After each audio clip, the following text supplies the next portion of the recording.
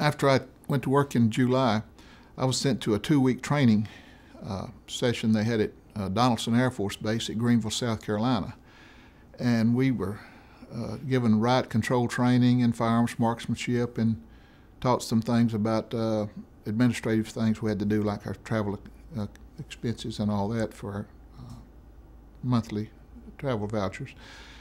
And we didn't know it at the time, but I think it was just a means of getting the people together that they could get a look at some of the deputies from across the country, because I suppose they had a perception that we were going to be needed for things like later we were involved in the civil rights enforcement. So that was in September of 1990. I got to know a bunch of the deputy marshals that I ended up working with for several years in the future, because there were only, I don't know, maybe 50 guys or something that usually were involved in these enforcement operations. And out of about 600 or between 600 and 700 deputy marshals nationwide. And so we got to know each other, and the leaders got to know us and know who they wanted to use on these assignments. So that was September when that first session was for 2 weeks. And in November, I was sent to New Orleans to participate in the school integration in New Orleans.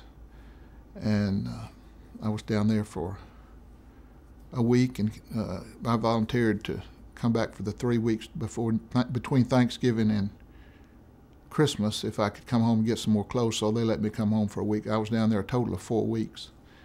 And they integrated 3 elementary schools, and the white kids were the parents started taking the white kids out of school, boycotting it. And the school I went to was called McDonough 19. And excuse me, after a week or so, or 10 days, all the white kids were out of the school. It was just the 3 black girls, first graders, that were integrated, and they continued to have school the rest of that year with just complete staff there, teachers, principal, and all, but only 3 students. We'd go to the school each day, drive the children to school, and just wait around there till school was out in the afternoon and drive them home. Did that. That was a total of 4 weeks doing that.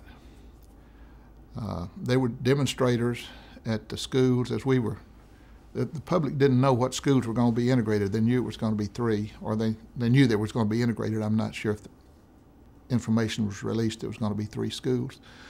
But as we picked up the young girl and that I was that was in the car with me, each school we passed had a crowd of people there, and they had signs, you know, typical demonstration type thing. And when we got to the McDonough 19, we were pleasantly surprised to see New Orleans police had the place surrounded, and to give us support. The deputy marshals did not know that. I didn't know that. We didn't know whether we were going to be trying to push our way through a crowd or whether the police would be supporting us. But fortunately, they did. So we didn't have any violence or any kind of confrontations other than excuse me, people shouting from across the street, and that went on for several days. And that was, I guess that was probably the scariest thing I was involved in. Even though there were some riots later on, I was involved in a couple of things. But